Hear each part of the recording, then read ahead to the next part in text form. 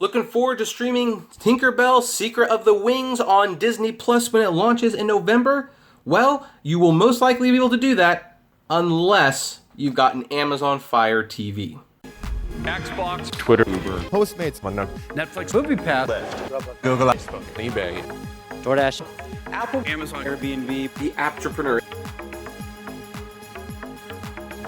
By the way, I would like to thank Greg for sending me this through the P.O. Box fan mail that I have below. I didn't ask for this. He just sent it to me out of the blue when he found out I didn't have it.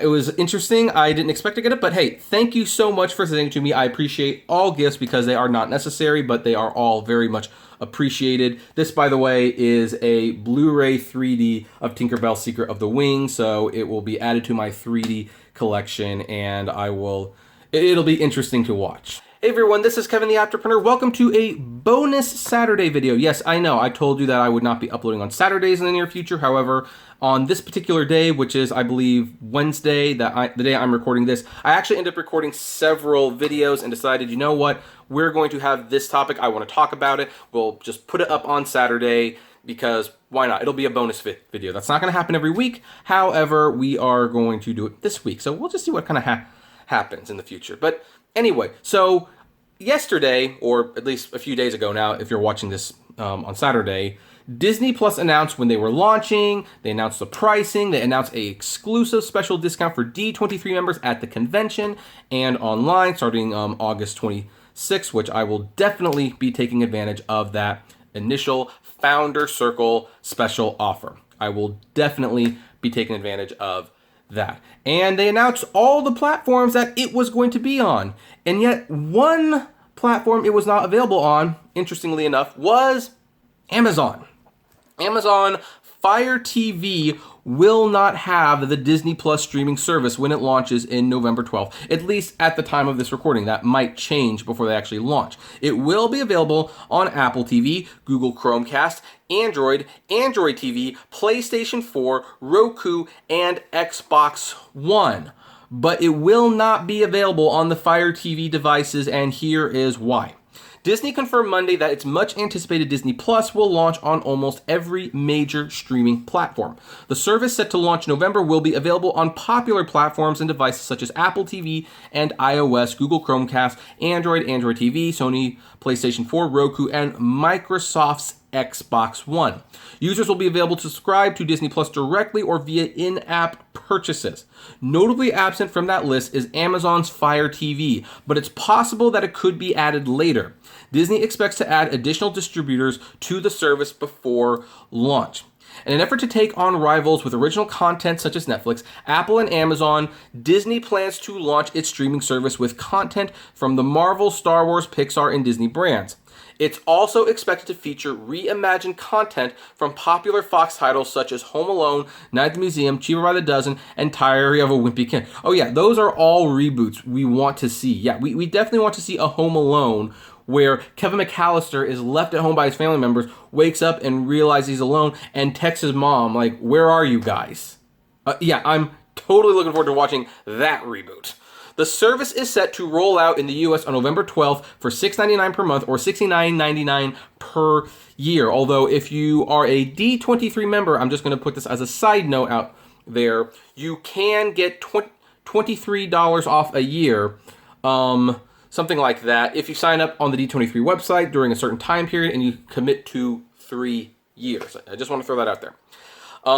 Disney Plus will become available in Canada and the Netherlands on the same day, with Australia and New Zealand getting the service a week later.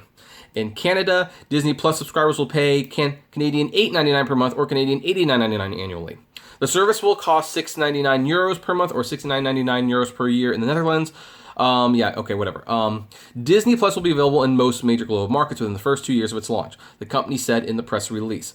Earlier this month, CEO Bob Iger announced that the U.S. customers will be able to... Okay, where is that thing about Amazon? Okay, so what's going on here? I mean, I guess I'm going to have to... the funny thing is, I had 4 different articles. I selected this one for some reason, and it doesn't even really explain what's going on. Here's the thing you have to keep in mind. Disney and Amazon have been fighting with each other for a long, long time. And They suspect that it's the same fight that happened with Warner Brothers and Hachette Books. That Amazon basically wanted better terms so they could squeeze the companies more for their products.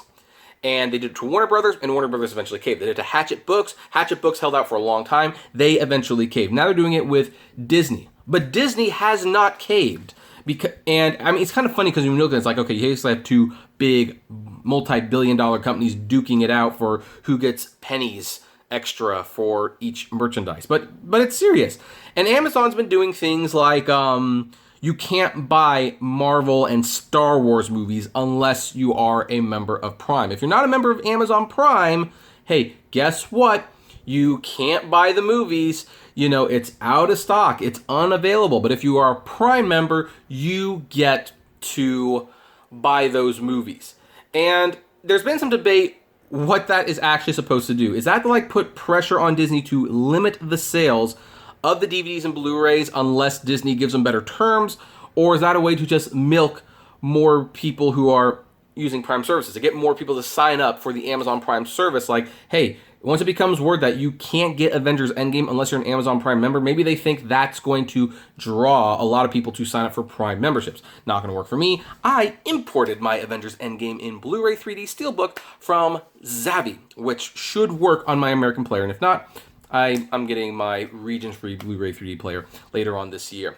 Interestingly, despite the fact that this is going on, despite the fact that Amazon will not have the Disney Plus app, Amazon might still benefit the most in the long run. Because from the Motley Fool, this is a stocks investment website, Amazon could be the winner in the Disney-Netflix battle.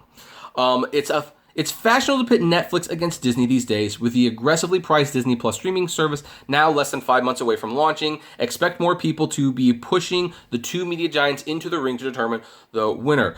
Spoiler alert, I think they will both be winners. What's going to happen is all these services are going to go out. They're going to temper expectations, and they're all going to have enough people to survive, but there typically isn't a dominant player. That's not how this works typically. It's a silly sport, especially since both players will likely emerge victorious. However, it's not just Netflix and or Disney that will benefit from the arrival of Disney Plus. In November, Amazon.com might wind up being the biggest winner here, and let's bring out Exhibit A, Captain Marvel, a movie that I actually do like. Not as much as some people, but I do like it. To illustrate why the third party may be the best party in the streaming video war. Higher, further, faster. Disney is in the process of pulling most of its flagship content off the Netflix service as the contracts go up for renewal. And the House of Mouse confirmed earlier this year that Captain Marvel will be the first of its theatrical release not to be made available on Netflix. The critically praised superhero flick, I don't know if I'd call it critically praised per se, but a lot of people did like it, became available on DVD earlier this month. And it's also now available from streaming services like Amazon that also sell and or rent digital releases.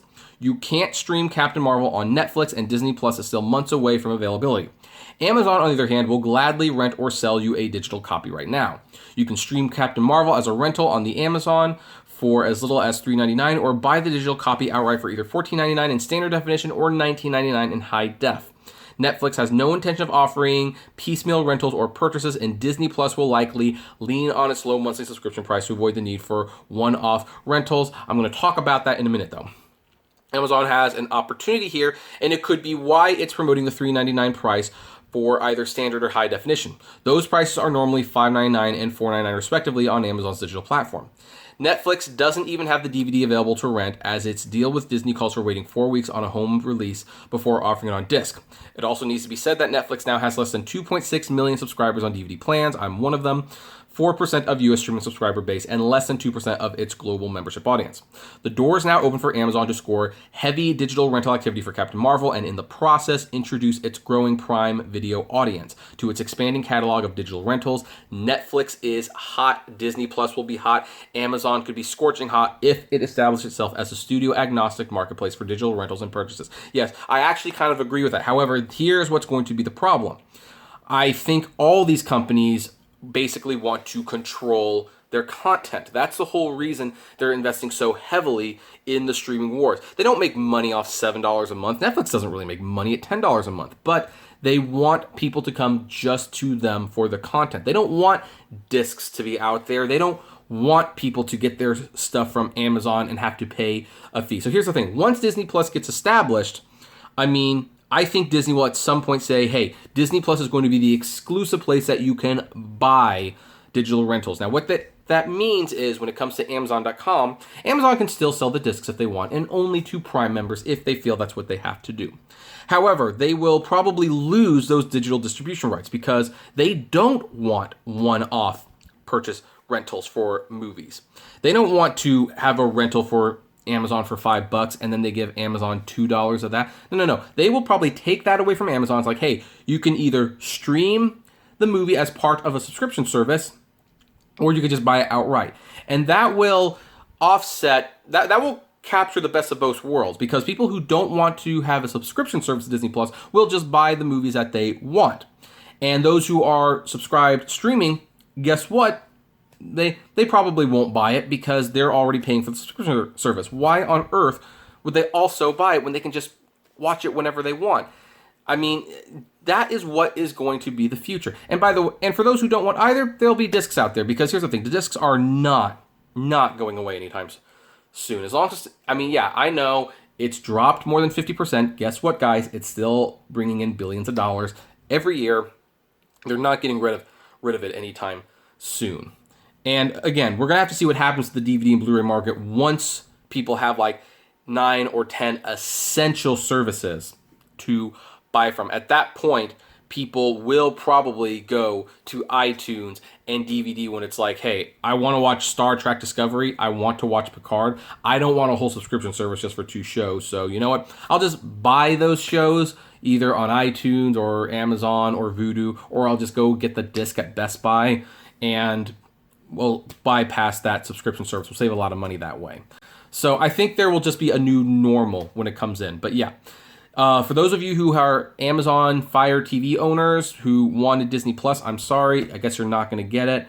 You'll have to, but the Chromecast is very affordable. So is the Roku. I do have the Apple TV because I wanted my Filmstruck. My brother got me it for my birthday one year so I could get Filmstruck. And now I use it primarily for High Dive and Criterion channel. But of course, you probably saw my video about all the subscription services I have. So anyway, that's where we're going to leave this one. What do you folks think of this? Does this make you upset? Are you okay with it? I would love to know. Comment below, like, favorite, share, subscribe. If you enjoy my videos, consider becoming a Patreon member. It's totally optional, but even if those $1 a month goes a long way to help this channel running smoothly and you get access to my Patreon's exclusive blog.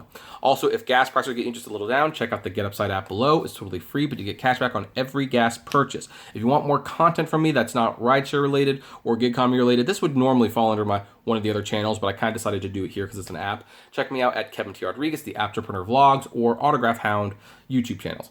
And finally, if you want to talk to me or other fellow Streaming Wars aficionados, check us out on Facebook at the Apptrepreneur Hangouts. And as always, flame responsibly. Have a good one.